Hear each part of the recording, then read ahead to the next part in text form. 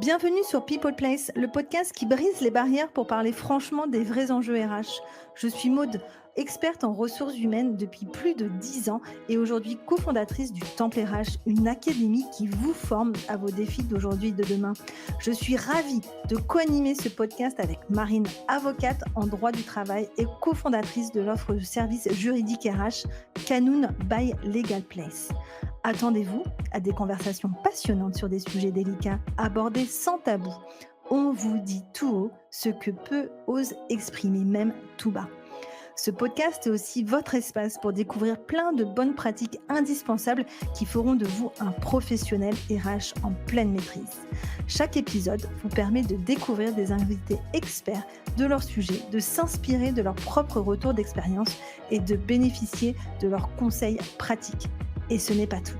Nous abordons les enjeux des RH avec un angle juridique, essentiel pour parfaire votre approche des ressources humaines. Alors abonnez-vous pour ne rater aucun de nos épisodes audio et vidéo pour rester connecté et vous inspirer. People Place, c'est le podcast des professionnels RH qui relèvent les défis du monde du travail d'aujourd'hui et de demain. C'est parti.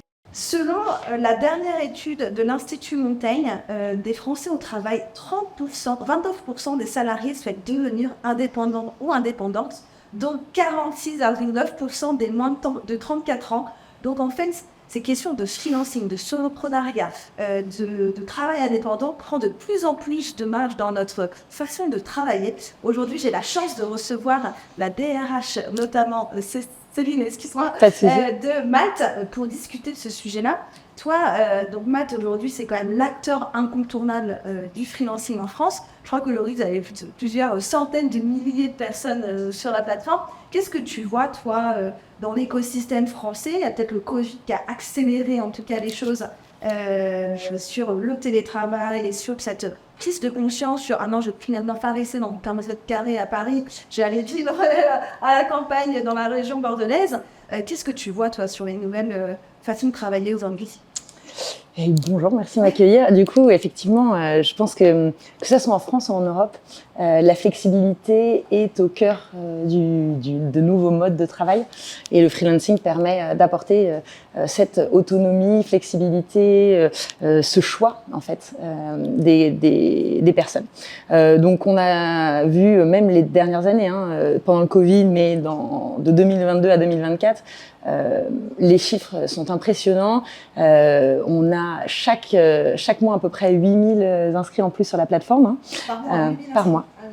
Exactement. Pour vous donner des chiffres, grâce à Malte, il y a 50 000 jours facturés en février qui ont été du coup travaillés par des freelances. Et sur la plateforme, effectivement, on a plus de 700 000 talents.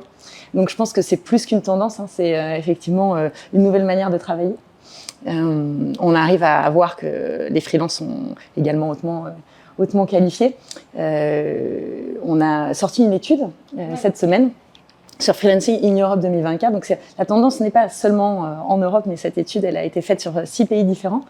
Et on voit que effectivement à croissance variée, par exemple en France on a plus de 70% des grandes entreprises qui travaillent 2 fois plus cette année que l'année dernière avec des freelances. En Espagne c'est plus de 200%, en Allemagne plus de 50%. Donc la tendance est générale et européenne. Exactement, il y a un boom.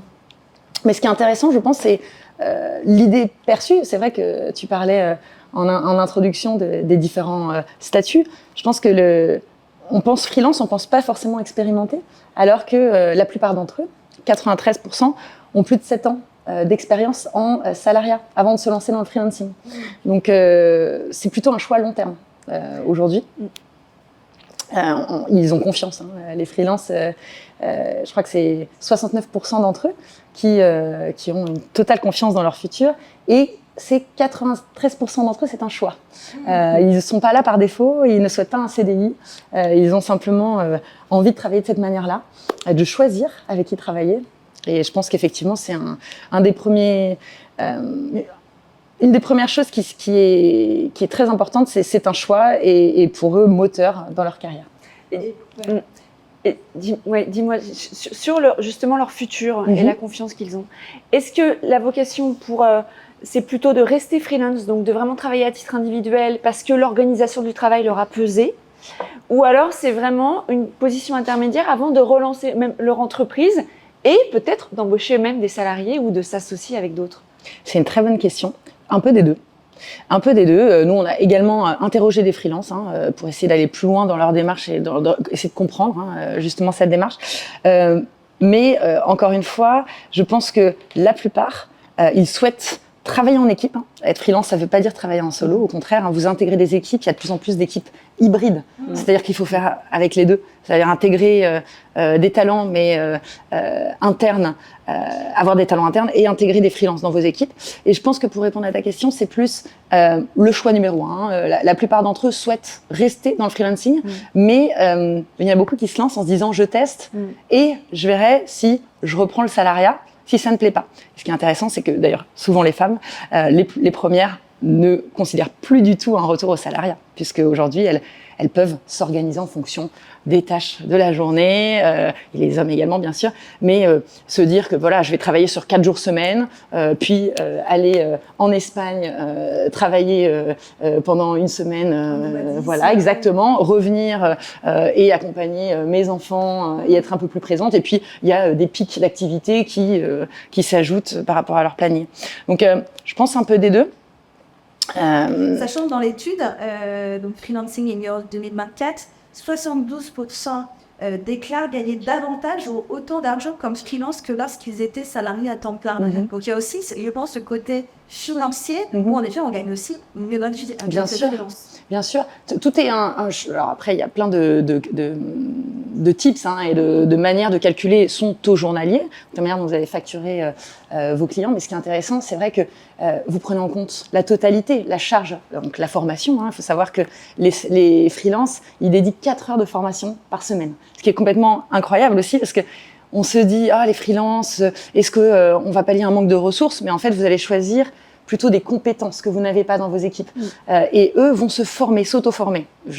À voir, pourtant, moi, ça serait mon rêve que les équipes chez Malte aussi aient 4 heures à dédier chaque semaine, mais il y a peu d'entreprises qui vraiment vont proposer à leurs collaborateurs 4 heures de formation. Eux, ils ont besoin, parce que ce sont souvent des compétences qui sont pénuriques, ils ont besoin de rester on the top, que ce soit des freelancers spécialistes dans la data ou dans l'IA. Enfin, les outils évoluent très vite et eux, ils sont les premiers et les pionniers à se nourrir. Donc c'est chouette parce que vous avez aussi une possibilité, une qualité de vie. Plus, tu parlais du fait que financièrement tu t'y retrouves et en plus tu vas développer tes compétences.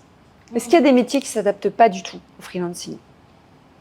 Très honnêtement, c'est intéressant parce qu'en fait aujourd'hui vous avez... Je pense que non. En vrai, quand je réfléchis, il y a une manière de travailler différente, c'est sûr. Par exemple, vous avez en fait, il faut réfléchir à votre besoin. De quoi vous avez besoin dans l'immédiat. C'est ça qui est intéressant parce que le freelancing, c'est très rapide. Vous êtes dans la réactivité. Vous avez besoin de recruter, mais vous n'arrivez pas à trouver une ressource maintenant. Ou quelqu'un part en congé maternité et vous avez pas la possibilité d'avoir la bande passante qui va être répercutée en interne. Je pense que le freelancing est une super manière de pouvoir justement faire appel à quelqu'un, un manager de transition qui va venir gérer l'opérationnel, s'assurer de la continuité d'une équipe pendant 6 mois, par exemple, un CFO. Mais du coup, c'est complètement différent de travailler de cette manière-là en freelance que de quelqu'un qui a un projet, par exemple data, on parlait data, qui va une compétence qui n'est pas en interne et qu'on va chercher à l'externe. Donc il y a des métiers, tous les métiers sont représentés. Par exemple, sur notre plateforme, on a des multispécialistes, mais effectivement pas du tout utilisés de la même manière, si je puis dire, par les entreprises. Et on peut aller même plus loin, parce que je pense aux métiers industriels, donc par exemple des monteurs, des monteuses. Ça peut être aussi une façon de se dire, en fait, le freelancing, ça peut être aussi sur le site. Et donc là, il y a peut-être la vie de la Oui, tout à fait. nous taper sur les doigts. Mais on pourrait dire, en fait, le freelancing, c'est pas que remote. C'est ça aussi. Non. Bien sûr. Parce que souvent, on dit freelancing égale remote, donc remote télétravail, mais pas du tout. On peut aussi être freelance et être sur site en entreprise. Tout à fait. En fonction de votre brief, votre besoin. Vous avez les briefs, ça va être full remote. D'ailleurs, il n'y a même pas d'intérêt parce qu'en fait, il n'y a même pas encore de bureau. Ça peut être aussi le cas. Ou alors, pas besoin d'être en présentiel puisque de toute manière, les équipes sont totalement internationales et il n'y aurait pas un point de chute particulier sur lequel, à partir duquel il faudrait travailler. Mais d'un autre côté, dans le brief, ça peut être du 4 jours semaine et du coup, vous n'arrivez pas à trouver des talents dans la région là où vous êtes installé qui vont répondre aux compétences, aux briefs nécessaires et vous tournez vers le freelancing parce que vous avez un freelance qui est disponible 3 mois, 4 mois pour vous accompagner sur site justement. Et ben la supply chain, les freelances sont tout à fait donc les compétences de freelance sont utilisées dans les missions stratégiques supply chain, de production, d'usine, effectivement d'optimisation de chaîne. C'est effectivement des missions récurrentes. Et on a parlé de qualité de vie, et je pense que Covid a vraiment accéléré ça. J'avais écouté un podcast qui disait qu'aujourd'hui, notamment, tu parlais de logisticiens et qu'il y avait beaucoup de personnes qui, notamment, n'avaient plus envie de prendre des métiers, notamment dans la restauration. Je dois travailler le week-end, je travaille tard le soir, et préféraient avoir notamment des métiers plus classique et donc avoir des horaires de travail entre 9h et 17h pour profiter aussi de sa vie à côté. Et donc c'est vrai que le freelancing permet ça finalement de mettre son activité au service de sa vie et pas le contraire. Exactement. Et donc on pourrait parler un peu de révolution du freelancing, d'un nouvel Eldorado du freelance. Je pense que oui. Je pense qu'on y est déjà et que ça va s'intensifier. Les crises du CDI, finalement. Oui et non, parce qu'encore une fois, les équipes hybrides sont très puissantes. Vous allez toujours avoir besoin de quelqu'un qui va accompagner ces freelances. Les freelances, ils ont besoin d'être intégrés. Ils vont aussi, alors évidemment, en termes de légal, intégrer avec une adresse email externe, avec des accès limités en fonction de ce dont ils ont besoin, évidemment, tout en respect, le respect du cadre légal, mais intégré dans le sens premier du mot, c'est-à-dire vous allez devoir leur expliquer ce dont vous avez besoin, faire quand même des checkpoints réguliers, les accompagner. Donc en fait, le freelancing ne se fait pas tout seul. Vous avez aussi besoin de l'idée le projet et de l'avoir réfléchi en amont. Un de mes conseils clés, c'est d'avoir un responsable freelance au sein de l'entreprise. Parce que souvent, on s'en rend compte que les freelances retravaillent avec les mêmes clients. Eux aussi, ils ont envie de relations durables. C'est leur priorité, d'ailleurs. C'est leur facteur numéro 1. C'est intéressant. Le facteur prioritaire, c'est d'établir des relations durables pour plus de 70% d'entre eux. Okay. Et du coup, devant la taille de la mission, par exemple, c'est vraiment un facteur clé parce que on a besoin d'être dans l'échange et dans l'échange qualitatif et avec les clients, ça le permet déjà d'avoir un fit culturel. Si vous refaites appel au même freelance, vous savez qu'il connaît l'organisation, il comprend vos valeurs, la manière dont vous travaillez, il a déjà compris vos outils. Donc en fait, on a de nombreux clients qui refont appel. Donc 54% des freelances interrogés pendant l'étude nous expliquaient qu'ils ont retravaillé avec les mêmes clients par la suite. Donc ils avaient fait au moins 2 missions avec leurs clients. Donc le caractère durable peut quand même envisager des espacements, des carences entre des contrats pour pas qu'on soit justement tout à fait. Sur des durées de plusieurs années et notamment en exclusivité à 100%. Parce que là, pour le coup, on comprend mal l'intérêt du freelance qui voulait retrouver cette liberté de multiplier les expériences. Et 2, évidemment, là, on se retrouve dans une qualification de contrat de travail, tout à fait, ni plus ni moins. Et puis, ça vous permet de calculer l'efficacité du projet aussi. Ça vous permet de faire un bilan, de recadrer s'il y a besoin, de recadrer la mission, j'entends. Donc, de se dire, finalement, on n'a plus besoin, on a pensé à la strat, maintenant on est dans l'implémentation, on n'a plus besoin que de toi pour 2 jours semaine. Qu'en penses-tu ? Tu as préparé un peu en amont toute la stratégie. Maintenant, j'aimerais que tu la mettes en place parce qu'en fait, je n'ai pas la ressource ou en tout cas, il nous faut un petit coup de pouce dans la phase 2 du projet. C'est un peu comme ça. Et d'ailleurs, c'est toujours intéressant parce que ça permet de faire le bilan, de se dire, on optimise aussi les coûts côté entreprise pour s'assurer qu'en fait, le freelance est facturé aussi à bon escient par rapport aux attentes du projet initial. Donc l'entreprise, là, doit s'adapter en fait à cette nouvelle mode de travail. Toi, comment, donc c'est vrai, en tant que RH, en effet, tu as parlé d'intégration, on a parlé pas mal de choses. Quels seraient un peu tes conseils pour accompagner, en tout cas, les RH à recruter des freelances aujourd'hui? Alors, c'est important, effectivement. Une mission peut mal se passer. Donc, réfléchissons pourquoi elle se passerait mal. Je pense qu'on en a parlé brièvement. Le premier conseil, pour moi, clair et net, c'est avoir un responsable freelance. Savoir qui va échanger avec lui ou elle et qui va s'assurer que on respecte le planning, que on est là où on souhaite au moment où on se parle. Donc avoir un responsable freelance qui permet de rechercher aussi les profils, d'échanger en donnant des feedbacks, c'est important. Donc ça c'est mon point numéro 1. Ensuite, pensez à vos besoins en compétences à l'heure actuelle. Ça va beaucoup plus vite que le CDI. Donc la différence, souvent, dans notre stratégie RH, on réfléchit sur l'année, on parle évidemment avec notre COMEX, avec les leaders, des besoins en talent, des compétences, on réfléchit par rapport à la strate de l'entreprise et on fait notre plan de recrutement en fonction. Là, c'est très important de comprendre que cet outil du freelancing, on peut l'avoir directement. Donc, pensez quel besoin j'ai aujourd'hui, quel est mon pain point numéro 1, quelle est ma priorité. Voilà. Si vous avez bien réfléchi à votre besoin, vous allez comprendre quelles sont les compétences nécessaires. Troisièmement, tester les compétences. Pendant le processus de sélection du freelance, chez Malte, on demande donc des recommandations de clients. Donc vous avez toutes les recommandations, les feedbacks, les forces des différents profils. N'hésitez pas à tester via un business case, par exemple. Nous, on sait ce qu'on fait. Un process de recrutement. Voilà, pour les bien sûr, exactement. Plus raccourci, mais un business case, par exemple, une préparation pendant 2 jours sur tel ou tel, ou même en live, l'interroger sur une ou 2 compétences pour s'assurer qu'il y a vraiment une adéquation avec le besoin. Ça serait le 3e. Ensuite, je pense, on en a parlé un petit peu, mais l'intégration, toujours, j'entends intégration, planning et équipe. C'est-à-dire se sentir faire partie de l'équipe. On sait que c'est important pour eux. Déjà, si ça se passe bien, si vous voulez renouveler, il va falloir qu'il soit aussi satisfait de sa mission.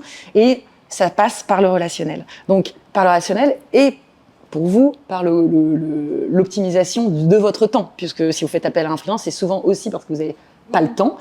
Donc, donnez-lui l'accès aux outils nécessaires pour qu'il puisse travailler le plus rapidement possible.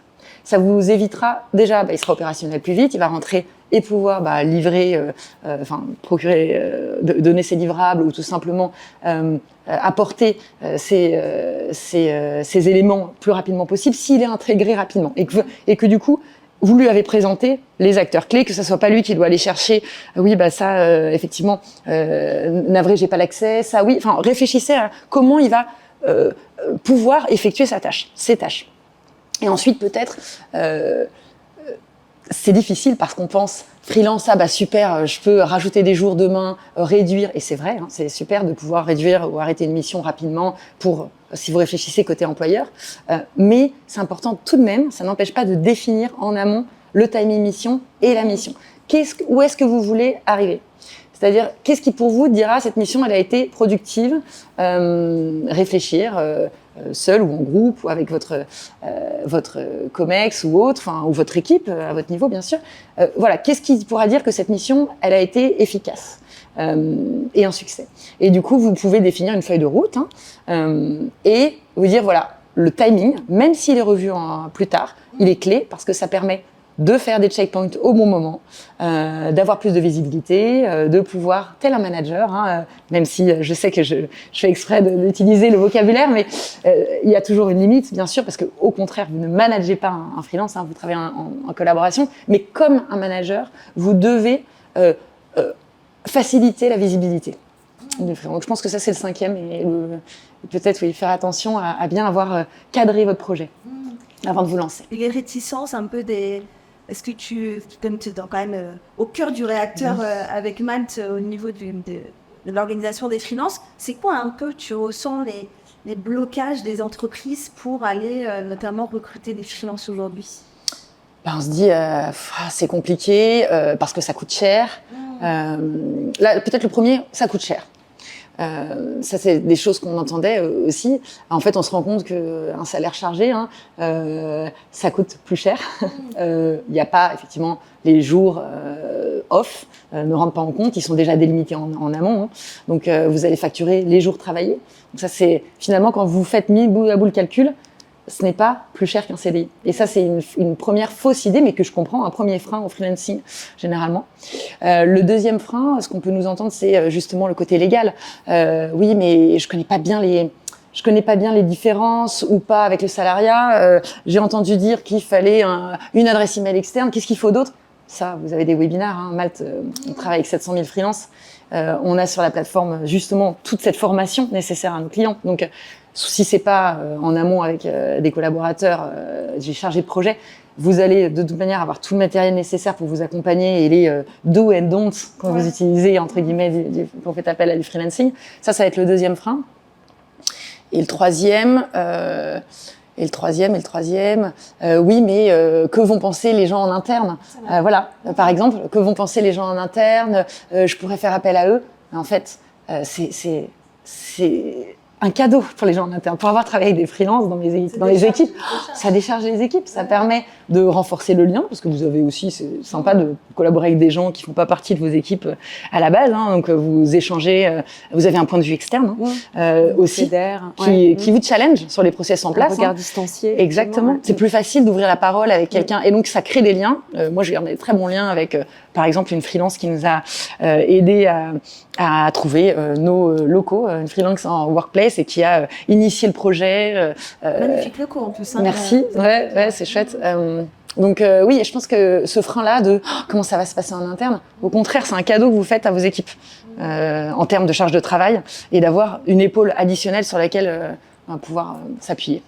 Est-ce qu'il n'y a pas également un frein autour du la crainte pour le client qu'il y a un manque d'engagement de la personne, puisqu'il y a justement cette distance du freelance par rapport à un salarié qui va rentrer, qui va être dans une forme de sentiment d'appartenance. Voilà, de sentiment d'appartenance, de collectif important, là où le freelance, tu restes un peu à part, en fait. Et ça peut, sur certains projets, peut-être... C'est un très bon point. Si, peut-être, probablement.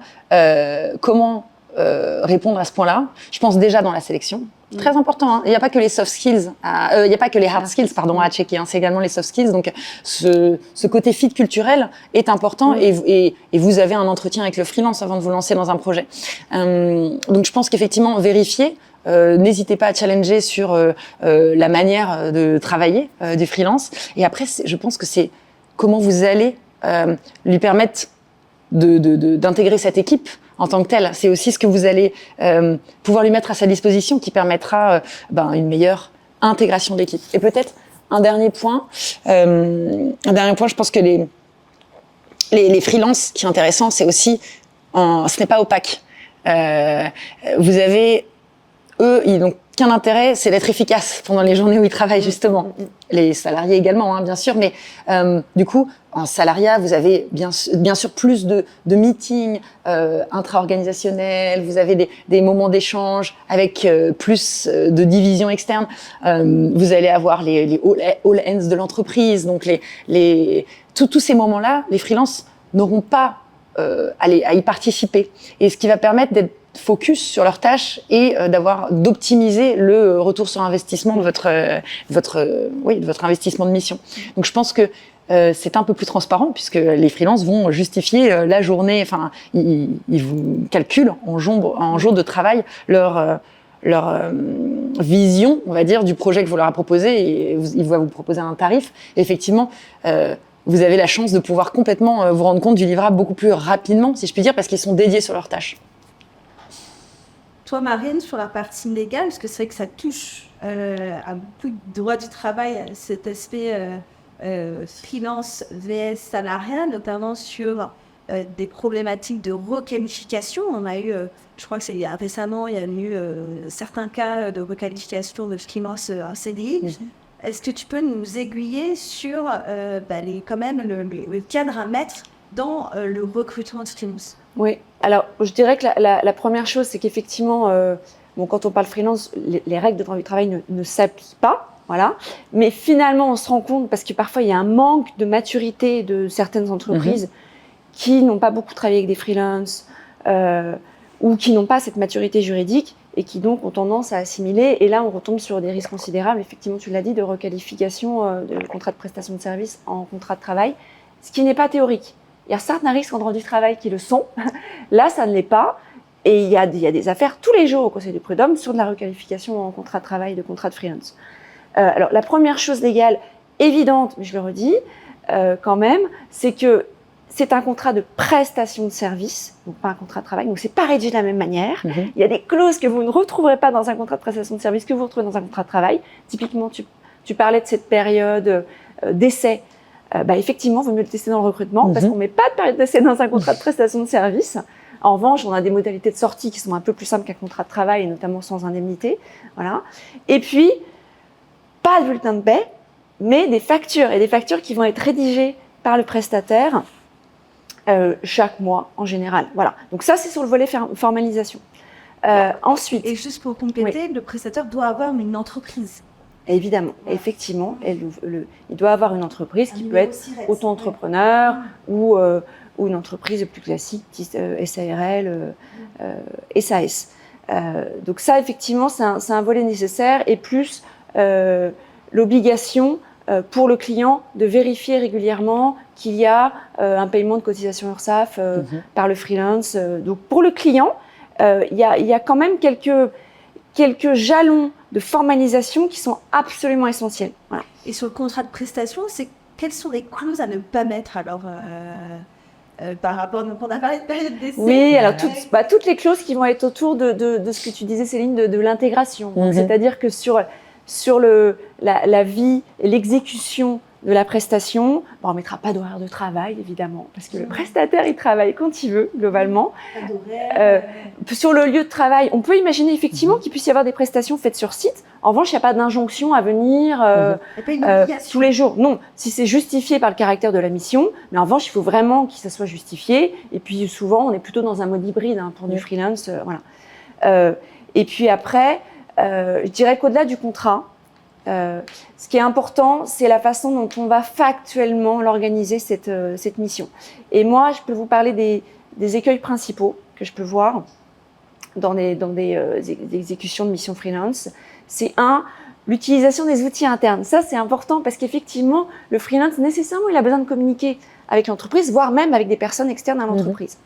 Et là, l'email, évidemment, éviter effectivement l'email de l'entreprise. Préférer un email externe. Voilà, c'est important. Pourquoi c'est important cette email? Parce que moi, je trouve personnellement, moi j'ai été freelance et je trouve que ce point ex, et je trouve que ça crée un sentiment entre guillemets, je vais prendre des grands mots, de discrimination envers moi, je suis pas salarié d'entreprise, je suis externe. Et c'est vrai que peut-être quand tu es en face des clients ou autres, ce ex peut aussi avoir un sentiment de rejet. Est-ce que c'est une obligation, point ex, on peut le faire de façon différente? C'est pas de la discrimination, c'est de la différenciation. Et la différenciation, elle est absolument essentielle sur ces deux statuts. En fait, ce qu'on essaye là d'exprimer, c'est que si on laisse des éléments, des indices qui peuvent assimiler la relation freelance à une relation de salariat, derrière, on prend ce risque de requalification qui peut être utilisé par le freelance à tout moment, y compris quand il a accepté de signer, parce que le contrat de prestation de service, c'est souvent lui-même qui le rédige et qui va l'envoyer au client. Il se peut même qu'il y ait des freelances qui demandent, il y a des entreprises qui veulent recruter des salariés sur des postes un peu experts, et on a des candidats qui disent moi je préfère être freelance. C'est même l'initiative des freelances. Et c'est pas pour autant que le risque de requalification de contrat de travail, il s'annule. Il existe à partir du moment où on a des éléments de preuve dans l'exécution de la relation de freelance au quotidien qui permettent de montrer qu'il y a une assimilation du freelance au salarié. L'email, c'est un exemple. Voilà. C'est un indice et on ne travaille que sur des faisceaux d'indices. Le réseau social interne, le Slack, c'est pareil. Parfois, c'est pratique. Attention quand même. Attention pour deux raisons. L'indice dont on a parlé, mais également pour des raisons RGPD. Aujourd'hui, attention, les données personnelles des salariés, l'ouverture à d'autres personnes externes, ça doit être extrêmement vérifié et contrôlé. Voilà. L'autre élément, c'est des raisons de confidentialité. Le freelance, il peut avoir accès à des données confidentielles. Il y a des choses que vous devez lui montrer parce qu'il en aura besoin pour exécuter ses missions. Il y a tout un tas d'informations dont il pourrait très bien se servir pour d'autres clients et d'autres missions en parallèle d'ailleurs, parce que votre freelance, il ne travaille pas nécessairement à 100% pour vous. Ou utiliser l'expertise qu'il a eue et des documents confidentiels pour d'autres missions. Donc soyez vraiment clairvoyants sur cet aspect usage d'outils et par exemple des outils de documentation type Notion. C'est pareil, aujourd'hui on a la possibilité de verrouiller sur certains éléments et d'ouvrir sur d'autres. Donc il faut avoir cette approche différenciée. Peut-être je peux rebondir sur le dernier point, très intéressant effectivement. Donc, nous, par exemple, un freelance qui est arrivé la semaine dernière, les Slack, on lui donne accès au chat en amont donc de son équipe. Effectivement, il n'a pas et donc il apparaît en externe aussi sur le Slack. Vous avez possibilité exactement. Et sur Notion, les pages effectivement, vous pouvez voir qui a accès. Et du coup, vous l'invitez, c'est vous qui êtes dans la réflexion de quels outils sont indispensables. Et ensuite, pour répondre peut-être à ce besoin effectivement de confidentialité et toutes ces données clés, souvent clés, on demande régulièrement, voire tout le temps, ça dépend quel type de mission, si vous faites appel à un graphiste, c'est pas nécessaire, mais de signer un NDA. Donc voilà, ça c'est la partie, le conseil aussi intéressant avant de partager votre premier document. Pensez, c'est assez rapide et très facile de trouver de permettre de protéger. Mais effectivement, c'est drôle parce qu'avant, donc je ne savais pas que tu étais freelance auparavant. Sur LinkedIn, sur les réseaux, on mettait pas en avant le fait qu'on était freelance. Et maintenant, on a ce sentiment de fierté qui apparaît. On est fier et on ne souhaite, pour certaines compétences, elles ne sont accessibles qu'en freelancing.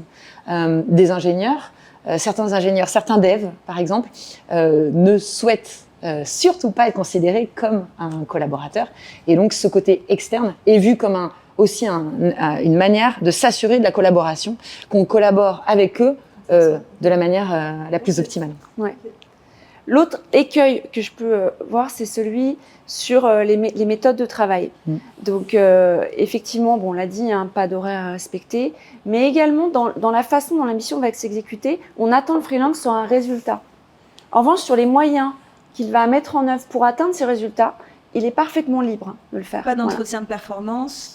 Pas d'entretien de performance. Il peut y avoir des comptes rendus réguliers. On peut demander à un freelance de régulièrement nous expliquer où est-ce qu'il en est arrivé, s'il a besoin d'autres moyens à sa disposition pour arriver à sa mission, mais pas de micromanagement. Donc effectivement, il ne sera pas managé. Donc j'aime beaucoup l'idée du responsable freelance qui aura en tête cette capacité à vraiment, manager, encadrer le freelance différemment de ce que ferait un manager d'une équipe. Voilà. En fait, dans la loi, il ne faut pas qu'on ressente un lien de subordination. Tout à fait, ouais. Ces liens de subordination, c'est l'intégration à un service organisé, c'est ce qu'on va venir chercher. Ça va se retrouver sur d'autres points. C'est également un envoi dans des missions de transition sur des experts qui vont même, parfois, il va leur être demandé de manager une équipe. Attention. Il n'est pas managé un freelance, mais il ne manage pas non plus. Voilà. Donc, il n'est pas jamais mis dans l'organigramme. Erreur de base. Parfois, pour clarifier, on aime bien trouver une place au freelance dans l'entreprise, surtout quand la mission est un peu pérenne. C'est une très mauvaise chose. Voilà. Le freelance ne peut pas manager des salariés d'entreprise. Non. Un groupe de personnes. Non. Voilà. Ça sera un référent externe, mais il n'y a pas de management direct. Donc, de même que lui ne tiendra pas les entretiens des autres, ne les signera pas a fortiori. Ces entretiens, parce que voilà, il intervient en tant qu'externe. Parce que je pense qu'il y a pas mal de sujets sur ce sujet de management d'équipe. Ouais. Ça s'appelle management de transition. Ouais, management de transition. Voilà. Et en fait, du coup, ça ne vous empêche pas, bien au contraire, parce que là, je sens ça ne vous empêche pas de collaborer avec l'équipe, de justement leader les sujets, de pouvoir échanger avec les collaborateurs chaque jour, s'il y a besoin, quand il le faut. C'est simplement, effectivement, on est dans cette idée de transitoire. Voilà, il y aura. Et on est dans cette idée de je donne des directives, mais je ne peux pas sanctionner. Par exemple, à Sanary, je suis freelance, externe. Donc, j'en réfère en interne au manager de l'équipe, au DRH, des problématiques qui peuvent exister. Voilà. Je n'agis pas moi-même directement. Je ne peux pas faire d'entretien de performance. Moi, en tant que freelance, par exemple, manager de transition, c'est vrai que ça se fait beaucoup aussi en RH. je peux pas, donc je peux accompagner une équipe, ça c'est ok. Et par contre, je peux pas leur faire leurs entretiens de performance, je peux pas leur donner des directives. Je peux te donner des directives, je ne peux pas sanctionner le non-respect. Okay. Mais je dois m'entourer du RH de l'entreprise pour pouvoir tenir des entretiens qui vont tout seul. Okay. Voilà, le moins possible. Voilà. Ce qui n'empêche pas la tenue de réunion et le retour, les feedbacks, voilà. Les partages, voilà. Et j'espère aussi que les managers de talent en interne n'attendent pas l'entretien de performance pour donner du feedback. Hein. On va s'ajuster tout au long de l'année et c'est un peu pareil dans la mission. On n'a pas besoin d'avoir ce moment formalisé comme on l'entend et qu'on va nommer entretien de performance. Dans le fond, le fait de donner du feedback, bien sûr que c'est même fortement recommandé. Un autre écueil, c'est effectivement le caractère justement pérenne de la collaboration et le caractère exclusif de la relation. Donc ça, il faut faire attention. C'est pas interdit de collaborer plusieurs mois ou d'avoir plusieurs contrats renouvelés avec un prestataire. C'est pas non plus interdit d'avoir pour un temps un freelance qui travaille à 100% pour une entreprise. En revanche, si on multiplie la relation qui dure des années et à 100%, là, le risque, il devient vraiment très important de requalification en contrat de travail parce que l'exclusivité, c'est un indice important de requalification. Donc, il faut l'avoir en tête. C'est quoi l'usage un freelance, il doit déjà, avoir cette capacité, donc interdit pour le client de dire non, tu travailles que pour moi, c'est très clair, je ne veux pas que tu puisses travailler pour la concurrence sur un domaine qui m'est réservé. Non, je suis freelance, j'ai mon indépendance, je peux trouver des missions ailleurs si je le souhaite, parce que je ne suis pas limitée par une durée du travail, ou même après, pour passer sur une expérience autre. Donc, je ne peux pas donner de durée spécifique. En revanche, si on est sur du 100%, je dirais que dépasser quelques mois, ce n'est pas une bonne pratique. Voilà. Et le dernier point, c'est des missions de freelance qui viendraient se joindre à un contrat de travail, avant ou après. Ça, je le vois dans des dossiers. C'est presque les dossiers les plus difficiles en fait, à défendre.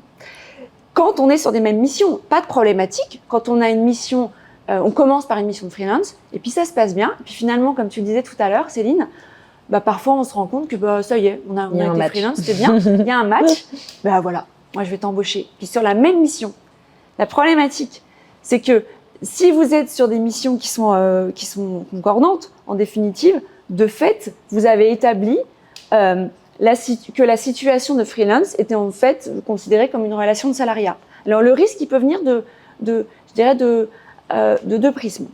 Un, ça peut être au moment de la rupture du contrat de travail du freelance qu'on aura engagé comme salarié, parce que pendant l'exécution du contrat, tout se passe bien. C'est le moment de la rupture, que ce soit rupture du contrat de freelance ou rupture du contrat de travail post-relation de freelance, où là, il peut y avoir quelques frustrations côté freelance salarié. Et là, on sort le gros dossier et j'étais en freelance et toute cette durée en freelance, ce n'était que du salariat. Voilà, prud'homme. L'autre risque, c'est celui URSSAF. Et là, c'est même pas le freelance qui poserait problème. C'est dans le cas d'un contrôle URSSAF, le contrôleur peut être amené à regarder des documents et des documents où il pourrait faire la relation entre ce contrat de freelance, ce contrat de travail et voir la concordance entre les missions. Et donc, demander le paiement de cotisations URSSAF qui sont liées au contrat de travail, au salaire qui est donc chargé rétroactivement, voilà, sur 3 voire 5 ans. Voilà. Et donc ça, c'est effectivement, faut faire très attention à cette jonction d'un passage d'un statut à l'autre, qu'on peut voir. 2 conseils là-dessus, peut-être. C'est très intéressant. Je pense que réfléchissez au nombre de jours nécessaires quand c'est quelqu'un en freelance. Encore une fois, vous avez des obligations quand vous êtes en interne d'une entreprise qui ne sont pas égales à celles en freelance. Donc peut-être qu'une mission qui vous paraît nécessaire à plein temps, en fait, sera totalement jouable en 4 jours. Ce qui ne serait pas le cas si ensuite vous allez passer plutôt via un contrat de travail classique et dans ce cas-là qui sera une mission à full-time, donc à plein temps, un CDI à plein temps. Donc pensez peut-être que déjà vous pouvez varier cette notion de jour et faire appel à un freelance que 4 jours par semaine. C'est souvent d'ailleurs ce qu'on conseille à nos clients pour essayer de quand il y a une limitation budget et qu'ils se disent oui mais là tout de suite l'enveloppe est trop serrée. Donc souvent, on est agréablement surpris que le delivery, c'est les tests de la semaine à 4 jours, peuvent s'effectuer en 4 jours. Et le deuxième, c'est aussi le changement de manager. Le réel manager, c'est un deuxième conseil qu'on peut vous donner. Si un freelance ensuite intègre vos équipes quelques semaines après, quelques mois après, parce que vous dites ça fonctionne très bien, il y a eu un match, aussi pensez de changer de manager. Voilà, vous pouvez le rattacher à quelqu'un de manière officielle qui n'était pas le responsable freelance lorsqu'il faisait partie de votre entreprise en tant qu'externe. J'imagine qu'il y a beaucoup encore en France d'éducation à faire au niveau des RH et des entreprises. J'imagine que vous accompagnez, vous, Amat, comment ça fonctionner en interne, par exemple, demain, une entreprise a envie de prendre un freelance. Comment vous organisez en interne pour apporter soutien nécessaire sur ces questions légales qui peuvent, quand tu me dis, ça peut me faire peur en tant qu'entreprise. Et finalement, c'est vrai que quand tout va bien, et c'est souvent quand ça va mal que les choses se détériorent et la relation peut se casser. Comment vous accompagnez sur ces questions un peu légales chez Matt, chez une cliente? Je pense que déjà, tu parlais tout à l'heure, le client, le freelance facture le client. En fait, ça, c'est si vous passez pas via une plateforme, justement. Si vous passez via une plateforme Malte, c'est là où le risque est beaucoup plus réduit, puisque nous, on a l'habitude, justement, on va vous mettre à disposition nos process et nos équipes. Donc, dès la sélection, déjà, on vous aide, parce que on a checké tous les documents légaux du freelance, pour pouvoir s'inscrire sur Malte. Donc, on a déjà effectué ce background check que vous n'avez pas, peut-être vous n'avez pas les connaissances de qu'est-ce qu'il faut faire avant de travailler avec un freelance ou qu'est-ce qu'il faut que je vérifie. Donc ça a été fait en amont par Malte. Ensuite, la rédaction du contrat de mission. Donc, c'est nous sommes au centre de la relation. Donc, tout se passe via la plateforme. Donc, c'est avec nous. La facturation se fera via Malte et non pas freelance via client. Donc, on aura les bons termes dans la lettre de mission. On va pouvoir... Qui va être le contrat de prestation. Exactement. On va avoir la possibilité d'accompagner aussi, même pour l'après. Parce qu'en fait, que ça soit... D'ailleurs, c'est souvent plus difficile pour un grand groupe. Et aussi via l'assurance, nous tous nos freelances sont assurés via ça nous permet, quand on négocie, qu'on est Malte et qu'on négocie pour pouvoir avoir des bénéfices pour 700 000 freelances, bien sûr, du coup ça nous permet d'avoir plus de flexibilité et d'apporter plus de connaissances, que ce soit côté client ou côté freelance. Et du coup, je pensais à facturation aussi. Pour la facturation, c'est très utile de passer, et d'ailleurs, on a des freelances, c'est leur motivation numéro 1, les avances de trésorerie, parce que lorsque tu étais freelance, on a toujours cette peur de quand est-ce que je vais être réglé. Chez Malte, vous avez la chance de pouvoir passer par du factoring et donc du coup d'être payé en temps et en heure. C'est Malte qui fait l'avance de Exactement, l'avance de frais pour certaines missions. Et donc vous gérez vous après les relances. Voilà, donc ça dépend quel type de prestations et quel type de. Mais on a plusieurs manières de pouvoir travailler via Malte et voilà. Et de sécuriser en fait cette relation. Exactement. Entreprise et freelance. Voilà, et puis on a des équipes en interne légales dédiées. On a des équipes dédiées community, donc c'est-à-dire pour nos freelances, et on a aussi donc on dit toujours quand on intègre notre entreprise, on se dit qui est ton premier client. Et en fait, nos premiers clients sont les freelances. Donc on a vraiment 2 types de clients et on a 2 types d'équipes qui vont utiliser, 3 bien sûr avec toute la partie tech et plateforme, mais nous avons des collaborateurs qui vont travailler avec la communauté de freelance, des collaborateurs qui vont travailler avec les clients pour les aider à trouver leurs critères de mission, etc. Et on a une équipe dédiée qu'on appelle Project Partner qui va du coup qui peut aussi même vous aider à trouver le meilleur freelance pour vos missions. Oui, donc, vous pouvez trouver vous-même sur la plateforme. Vous avez plusieurs manières de pouvoir utiliser Malte, mais vous allez même pouvoir avoir des chargés de projet qui vont vous aider à trouver la bonne. Voilà. Génial, que le conseil qu'on peut avoir, c'est quand vous commencez dans le recrutement freelance, autant avoir une aide comme Malte pour démarrer dans cette belle aventure, en tout cas de ces nouveaux modes de travail. Merci Céline. Avec plaisir. La participation et ton partage en tout cas de ce sujet-là qui va être en tout cas le boom en tout cas du freelancing ne va pas s'arrêter. Merci Marie. Merci à toutes les deux. À bientôt.